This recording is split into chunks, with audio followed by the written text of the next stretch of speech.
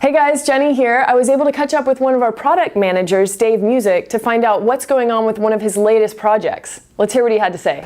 Okay, basically the concept came up from our existing fasteners.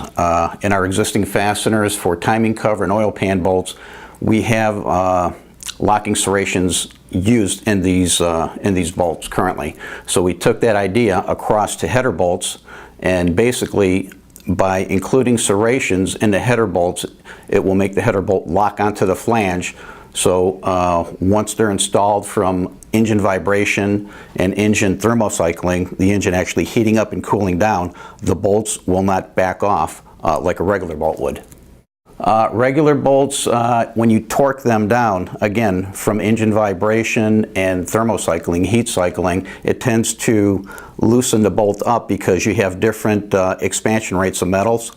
And once the metals actually expand and contract, it causes a variance on the fastener to make it lose clamp load and in turn loosen up. There are other companies out there that have locking header bolts. Some of them are a little more complicated than ours, where they use hardware to actually secure the bolt.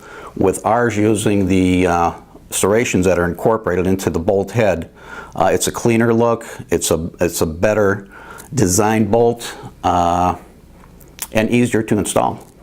You would use it in an application where you want the best header bolt. Again, if somebody's putting a motor together, you have different levels of people putting engines together and restoring cars. Some people want the best for their vehicle build or restoration, and being made out of stainless steel versus regular carbon steel.